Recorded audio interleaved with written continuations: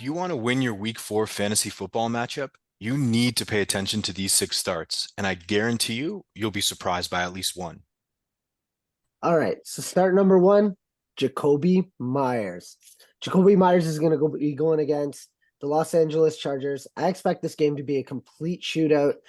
Even if Jimmy Garoppolo is not good to go, I see Brian Hoyer stepping in there because they do have that chemistry and relationship back from their New England Patriots days.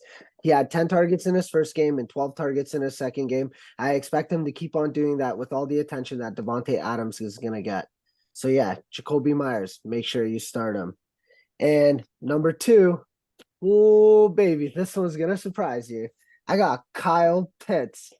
Yeah, man. Ooh. Kyle Pitts, last time he was in London was in 2021. He had 7 catches on 8 targets for 163 yards. That was like one of the first times we ever seen Kyle Pitts ball out, and we knew he was going to be a real problem.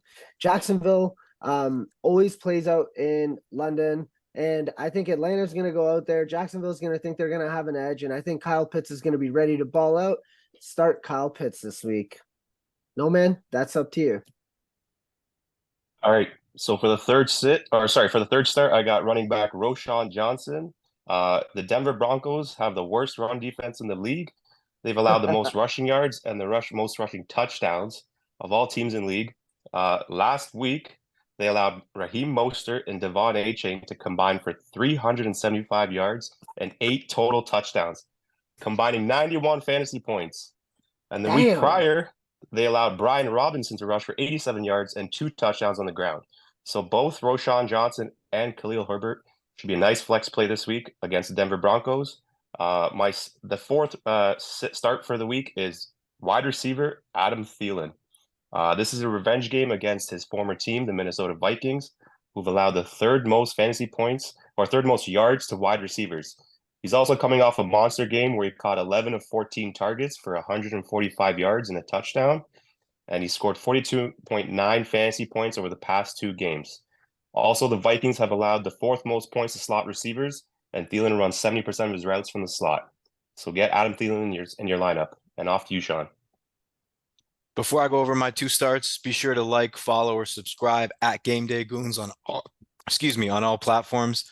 And for my 2 starts, start number 5 is going to be Myles Sanders. 20 targets over 3 weeks playing the Vikings, who are average against fantasy running backs. Bryce Young may be back, and we'll rely on him as a safety valve. He's RB20 this year so far in half PPR, and he's got a really nice floor because of his pass catching. I'd feel confident starting Sanders this week. Moving on to start number 6, Javonte Williams.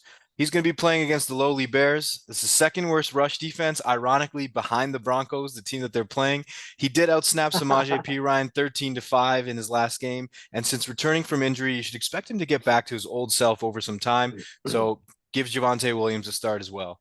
Man, the Bears suck. But so do the Broncos. Yeah, so those are starts of the week this week. Make sure you get them in your lineups. If you have any starter sit questions, we go live on Sundays, 11 a.m. The Goons got you covered. Hit us up. It's all good times. We got you. Game day, we out. If you want to win your week 4 fantasy football matchup, you need to pay attention to these 6 sits. And I guarantee you're going to be surprised by a few of them. Khaled, over to you. Sit number 1. Breaks my heart to say this. I got Breece Hall.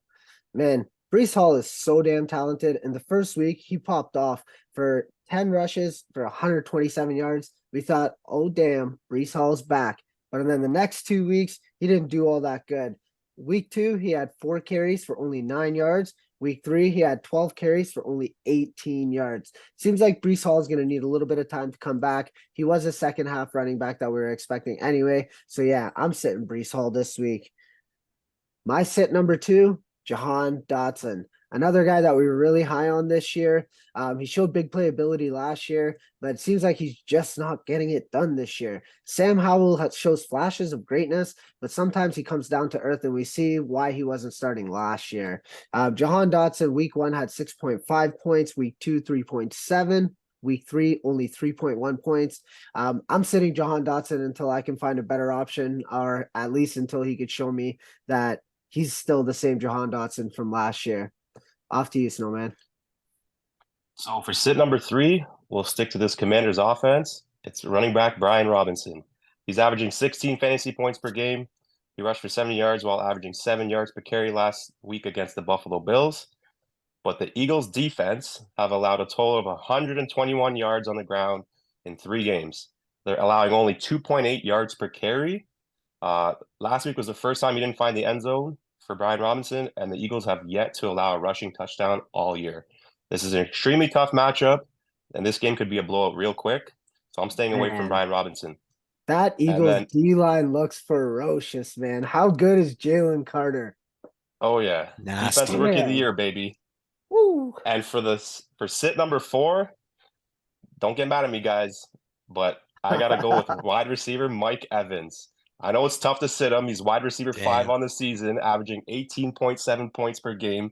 But in 10 games against Marshawn Lattimore, he has scored more than 13 fantasy points once and has scored in single digits 5 out of those 10 games while only having over 60 yards twice. The Saints are allowing the 10th lowest fantasy points to wide receivers. So if you have some safer options, I'd kind of stay away from Mike Evans this week. I got him as a sit. Off to you, Sean. All right, and before I go over my 2 sits, be sure to like, follow, or subscribe at Game Day Goons on all platforms.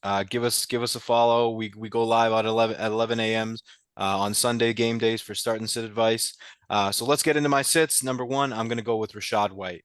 The volume's been good, but he's going against the Saints defense this week, who have allowed the eight fewest points to running backs, and they also haven't allowed a running back touchdown at all this year. It's one of the lowest over-unders of the week, and I think based on last week's performance of the Tampa Bay Buccaneers, I would not feel comfortable starting Rashad White. Moving on, this one might be obvious, but I'm going to go with just doubling down on Najee Harris. Just doesn't pass the eye test to me, man. Is he even fast anymore? He scored 4.3, 4.8, and 6.5 half PPR points these 3 games. Good for RB 46. He's had 2, 3, and 1 targets over the first 3 games for 2 yards total. The thing that we used to look for with Najee Harris was that floor because of volume, and that snap share percentage is hovering around 50 to 55%. With Jaylen Warren being there, I'm just not comfortable starting Najee Harris, and he's going to have to sit on my bench this week. Damn. Yeah, Najee Harris has not looked good this year. He is going against the Houston defense, so hopefully he could salvage it. But I think this is a make or break week for Najee Harris. For sure. And for someone you draft in the 3rd or 4th round, most likely, that's tough. Yeah. So now you got our 6 sits of the week. Some of them may surprise you, some of them not. But follow us up on all our follow us on all our social media platforms, Instagram, TikTok, YouTube. We out here. Shout out Tenement Cards. Thank you to our sponsor. Without Tenement Cards, there is no Goons. So yeah, check them out at tenement.com. See what they're all about. Game day, we out. Christian Watson's back, baby. Scored a touchdown. Let's go. Peace.